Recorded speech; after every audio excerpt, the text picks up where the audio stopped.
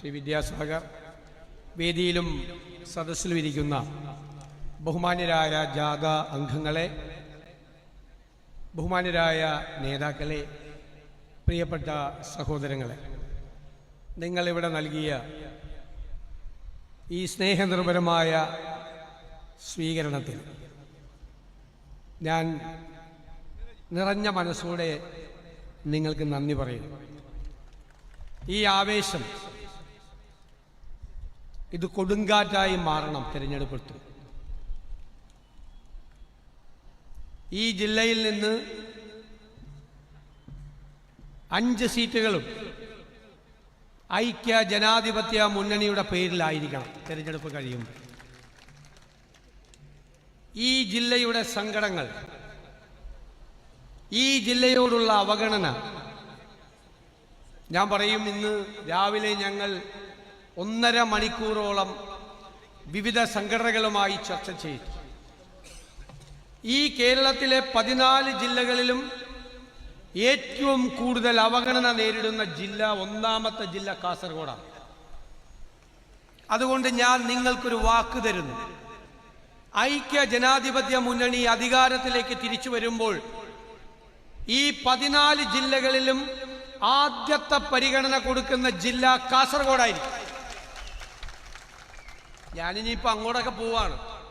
ഞാൻ വേറെ ഏതെങ്കിലും ജില്ലയിൽ പോയി ഇത് പറയുന്നുണ്ടെന്ന് കൂടി നിങ്ങൾ നോക്കണം. സാധാരണ രാഷ്ട്രീയക്കാർക്ക് കൊച്ചു കൊച്ചു കള്ളത്തരമൊക്കെ ഉണ്ട്. ഇത് അതിൽപ്പെട്ടതല്ല.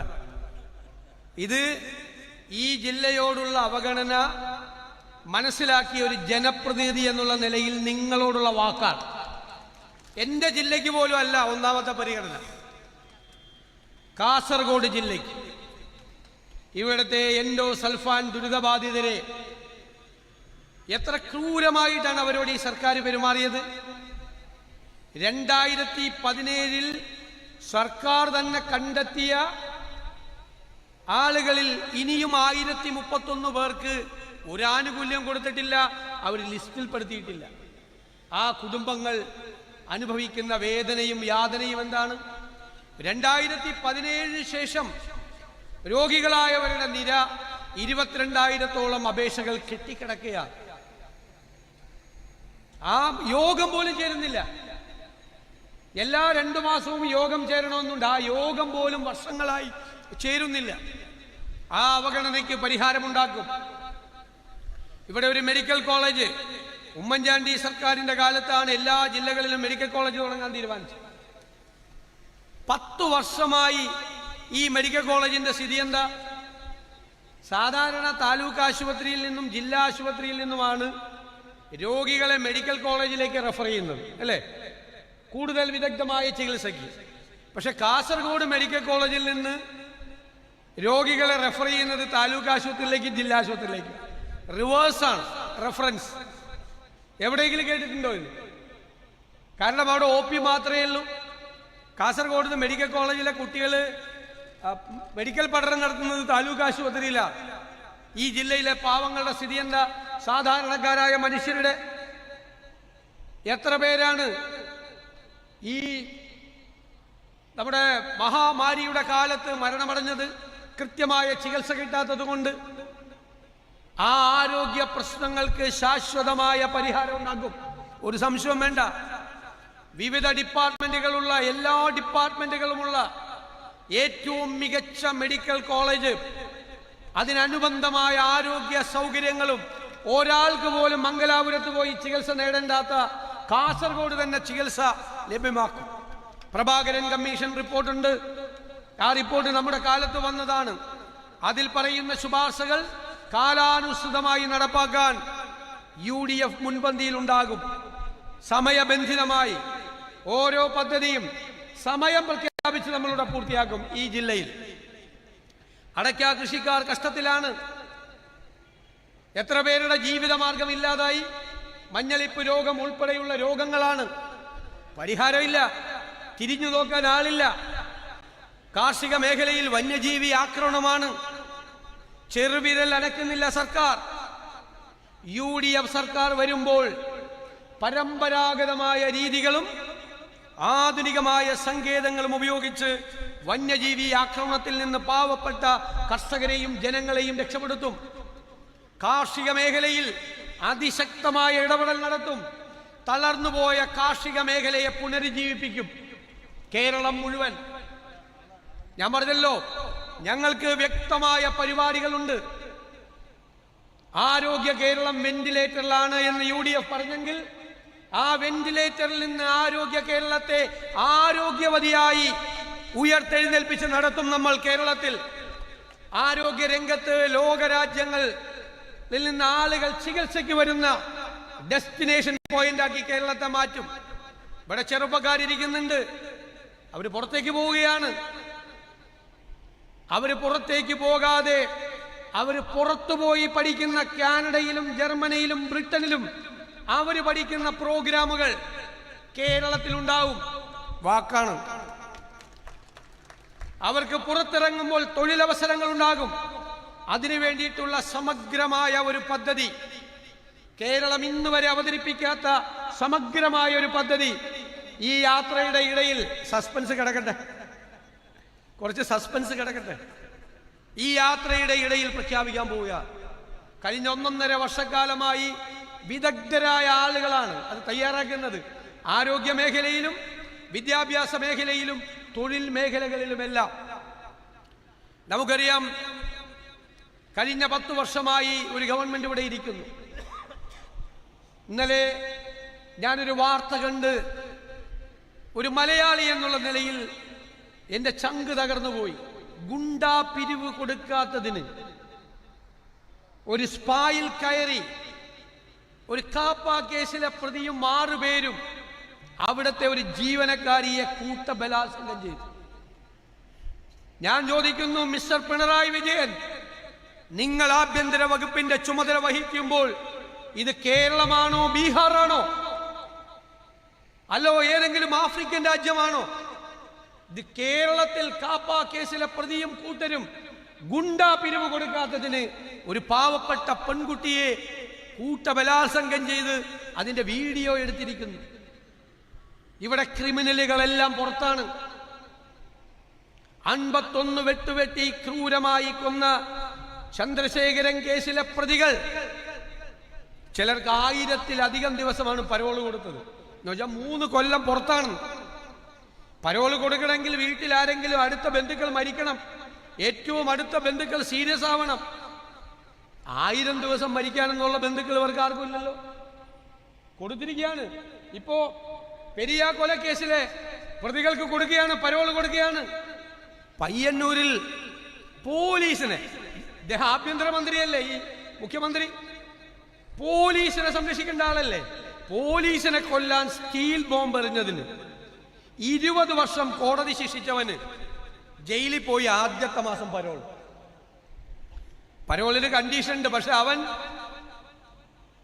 വിവരങ്ങൾ പുറത്തുവിട്ട രക്തസാക്ഷി ഫണ്ട് CPM തട്ടിപ്പ് നടത്തി എന്ന് പറയുന്ന കുഞ്ഞികൃഷ്ണനെ കൊല്ലും എന്ന് പറഞ്ഞ് പ്രകടനം നടത്തിയവരുടെ കൂട്ടത്തിൽ പരോളിൽ ഇറങ്ങിയ ക്രിമിനൽ.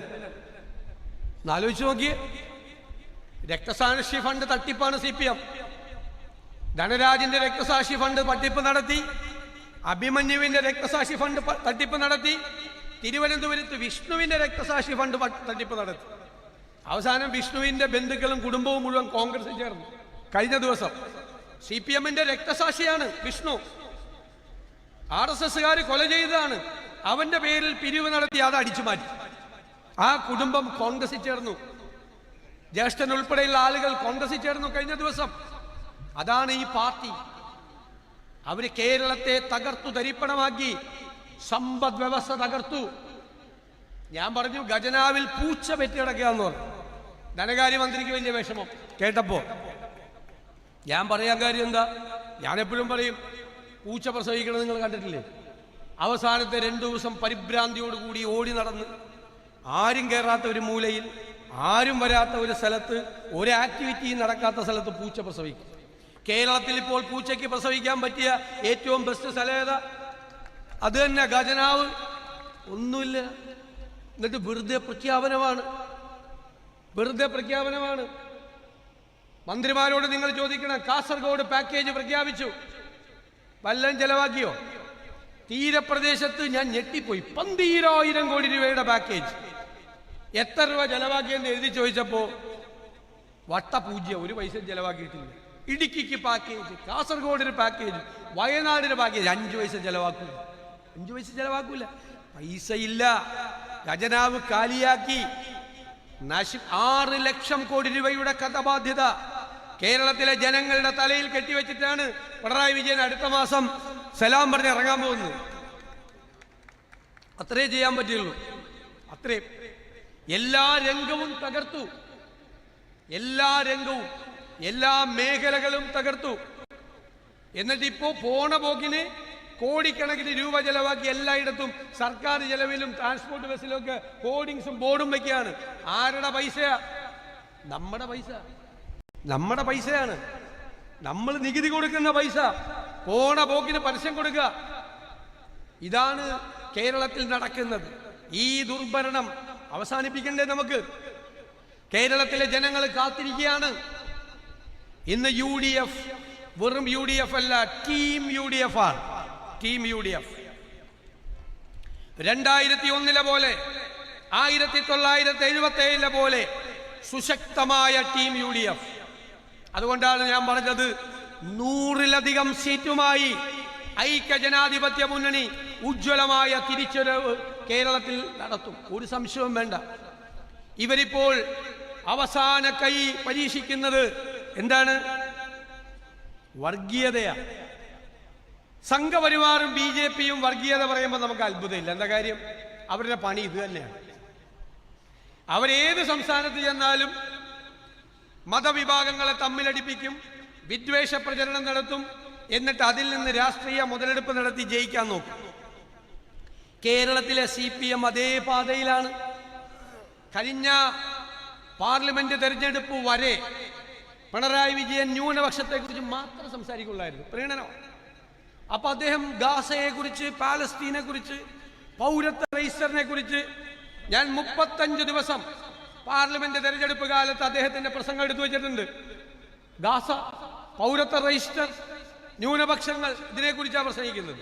തെരഞ്ഞെടുപ്പ് കഴിഞ്ഞപ്പോൾ ന്യൂനപക്ഷം വോട്ട് ചെയ്തില്ല, ഭൂരിപക്ഷത്തിന്റെ കുറെ വോട്ട് പോയി. അന്ന് മുതൽ മാറി. പിന്നെ ഭൂരിപക്ഷ പ്രീണനമായി. ഡൽഹിയിൽ ചെന്ന് മലപ്പുറം ജില്ലയ്ക്കെതിരായി ഇന്റർവ്യൂ കൊടുത്തു ഹിന്ദുവിൽ. AK ബാലനും സജി ചെറിയാനും ഒക്കെ പുറകെ വന്നു, വേറെ ചില ആളുകളൊക്കെ പുറകിൽ വന്നു. എന്താണ്? വിദ്വേഷം നടത്തുക. വിദ്വേഷം നടത്തുന്നവർക്ക് പ്രോത്സാഹനം നടത്തി കൊടുക്കുക. അപ്പൊ ഞാൻ ചോദിക്കുന്നു, സംഘപരിവാറും CPMഉം ഒരേ പാതയിലാണ് സഞ്ചരിക്കുന്നത്. അതാണ് നമ്മൾ അത്ഭുതപ്പെടുത്തുന്നത്. ഇവരെവിടത്തെ കമ്മ്യൂണിസ്റ്റ് പാർട്ടിയാണ്? എവിടത്തെ ഇടതുപക്ഷമാണ്? ഇവരിടതുപക്ഷമല്ല, ഇവർ തീവ്ര വലതുപക്ഷമാണ്. അത് കമ്മ്യൂണിസ്റ്റുകാർ, നല്ല കമ്മ്യൂണിസ്റ്റുകാർ അത് തിരിച്ചറിയുന്നുണ്ട്. നമ്മളാണ് നെഹ്റുവിയൻ ഇടതുപക്ഷം, ജനങ്ങളോടൊപ്പം നിൽക്കുന്ന പക്ഷം. നമ്മുടെ ലക്ഷ്യം സാധാരണക്കാരന്റെ സങ്കടങ്ങൾ മാറ്റി, അവന്റെ കണ്ണീരൊപ്പി, അവന്റെ ജീവിത നിലവാരം ഉയർത്തി നമ്മൾ ഈ സംസ്ഥാനത്ത് അടിസ്ഥാനപരമായ മാറ്റങ്ങൾ ഉണ്ടാക്കും. നമ്മുടെ സംസ്ഥാനത്തെ ഇന്ത്യയിലെ നമ്പർ 1 ആക്കും, ഒരു സംശയവും നിങ്ങൾക്ക് വേണ്ട. അതിനുള്ള ബഹുമുഖ പരിപാടികളുമായിട്ടാണ് നമ്മൾ പോകുന്നത്. വർഗീയത ആര് പറഞ്ഞാലും നമ്മൾ എതിർക്കും. ന്യൂനപക്ഷ വർഗീയത പറഞ്ഞാലും, ഭൂരിപക്ഷ വർഗീയത പറഞ്ഞാലും, മതേതര നിലപാട് ഉയർത്തിപ്പിടിച്ചുകൊണ്ട് അഭിമാനത്തോടുകൂടി UDF നിൽക്കും. തെരഞ്ഞെടുപ്പിൽ ജയിക്കാൻ വേണ്ടി വെള്ളം ചേർക്കില്ല, വിട്ടുവീഴ്ച ചെയ്യില്ല. എന്താ കാര്യം? ഞാൻ കഴിഞ്ഞ ദിവസം പറഞ്ഞു, പിണറായി വിജയനും VD സതീശനും ഒക്കെ കുറച്ചാളുകൂടെ ഉണ്ടാവുള്ളൂ. അത് കഴിഞ്ഞാൽ ഓർമ്മയാകും, അല്ലേ? ചിലപ്പോൾ ഓർമ്മയെ പോലും ഉണ്ടാവില്ല. പക്ഷെ കേരളം ഉണ്ടാകും, നമ്മുടെ മക്കളും കൊച്ചുമക്കളും ഉണ്ടാകും. അവര് ജീവിക്കുന്ന ഈ കേരളത്തിൽ ജാതിയുടെ പേരിൽ, മതത്തിന്റെ പേരിൽ തമ്മിലടിപ്പിച്ച് അവരുടെ ജീവിതം തകർക്കാൻ UDF സമ്മതിക്കില്ല. അതാണ് കേരള രാഷ്ട്രീയത്തിൽ നമ്മൾ എടുത്തിരിക്കുന്ന ഈ അചഞ്ചലമായ മതേതര നിലപാടാണ് കേരളത്തിന് മാറ്റം കുറിക്കാൻ പോകുന്നത്. രാജ്യത്തിന് മാതൃകയാക്കി നമ്മൾ ഈ കേരളത്തെ മാറ്റും. എല്ലാ രംഗങ്ങളിലും സമഗ്രമായ മാറ്റം വരുത്തും. ഞാൻ പറഞ്ഞില്ലേ, സെക്രട്ടേറിയറ്റ് തുടങ്ങും. ഇന്ത്യയിലെ ഏറ്റവും എഫിഷ്യന്റ് ആയിട്ടുള്ള ഏറ്റവും ക്രിയാത്മകമായ ഭരണസിരാകേന്ദ്രമാക്കി കേരളത്തിലെ സെക്രട്ടേറിയറ്റിനെ മാറ്റും. ഇപ്പൊ നിങ്ങൾക്കറിയാലോ, ഒരു പ്രൈവറ്റ് കമ്പനിയിൽ 6 മാസത്തിനകം ഒരു ജോലി പൂർത്തിയാക്കണം എന്നൊരു മാനേജരോട് പറഞ്ഞാൽ 6 മാസത്തിനകം പൂർത്തിയാക്കിയില്ലെങ്കിൽ എന്താ പണി പോകും ഇല്ലേ? ഗവൺമെന്റിൽ ഒരു തഹസിൽദാരോട് പറയാണ് 6 മാസത്തിനുള്ളിൽ ഒരു 2 ഏക്കർ സ്ഥലം അക്വയർ ചെയ്ത് തരണം, കെട്ടിടം പണിയാനാണ്, ആശുപത്രി പണിയാനാണ്. ഇയാൾ ചിലപ്പോൾ ചിലത് ചെയ്യും. ഭൂരിഭാഗം പേരും 6 മാസമല്ല 6 കൊല്ലം കഴിഞ്ഞാലും ചെയ്യില്ല. ചെയ്യോ? വല്ല കുഴപ്പമുണ്ടോ? ഇനി മുതൽ കുഴപ്പമുണ്ടാകും. UDF അധികാരത്തിൽ വരുമ്പോൾ ഉദ്യോഗസ്ഥന്മാരുടെ അക്കൗണ്ടബിലിറ്റി അത് നിയമപരമാക്കും. 180 ദിവസം കൊണ്ട് ചെയ്യേണ്ട ജോലി 181ാമത്തെ ദിവസം രാവിലെ നോക്കുമ്പോൾ ചെയ്തിട്ടില്ലെങ്കിൽ ഉത്തരം പറയേണ്ടി വരും.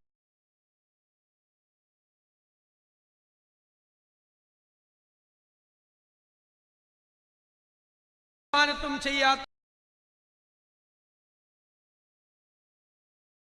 ലീഗലൈസ് ചെയ്യും UDF.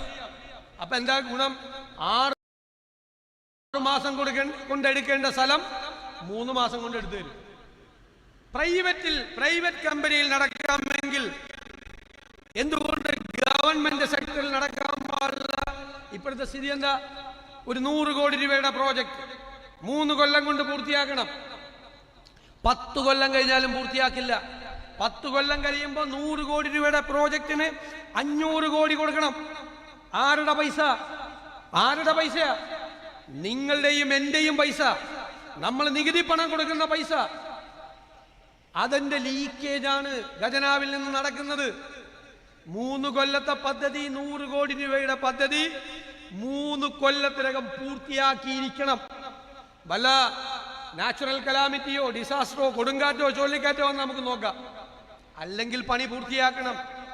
അത്തരത്തിൽ പ്രോജക്റ്റ് ഇംപ്ലിമെന്റേഷൻ അടക്കമുള്ള കാര്യങ്ങളിൽ ഏറ്റവും പ്രൊഫഷണലായി ലോകത്തെ ഏറ്റവും പുരോഗമനപരമായ കാര്യങ്ങൾ, പ്രൊഫഷണലായ കാര്യങ്ങൾ ചെയ്തു വേണം. ആ 400 കോടി നമ്മൾ ലാഭമുണ്ടാക്കിയാൽ എത്ര കാര്യങ്ങൾ പാവപ്പെട്ട ആളുകൾക്ക് വേണ്ടി ചെയ്യാം, സാധാരണക്കാർക്ക് വേണ്ടി ചെയ്യാം. എന്തെല്ലാം അഴിമതികളാണ് നടക്കുന്നത്. ഖജനാവിൽ നിന്ന് എന്തുമാത്രം ചോർച്ചയാണ് ഉണ്ടാകുന്നത്. ആ ചോർച്ച തടയണം. UDFന് ലക്ഷ്യബോധമുണ്ട്, കറക്റ്റായിട്ടുള്ള പരിപാടികളുണ്ട്. ഈ ജാഥ പൂർത്തിയാകുമ്പോൾ കേരളത്തിലെ ജനങ്ങൾക്കറിയാൻ പറ്റും എന്താണ് UDF കേരളത്തിൽ വരുത്താൻ ഉദ്ദേശിക്കുന്ന സമഗ്രമായ മാറ്റം. ഞാൻ ദീർഘിപ്പിക്കുന്നില്ല. ഇതൊരു മഹായുദ്ധമാണ്.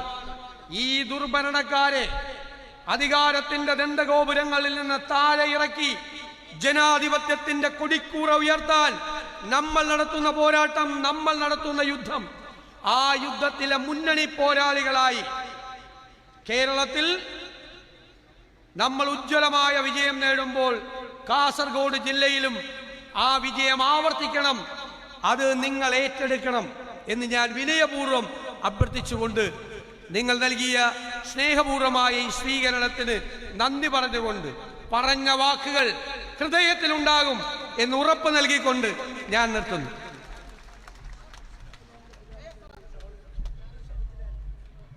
ഈ സ്വീകരണ യോഗത്തിന് നന്ദി പ്രകാശിപ്പിക്കുന്നതിനുവേണ്ടി അമിത് മാങ്ങാടിനെ ക്ഷണിക്കുകയാണ്.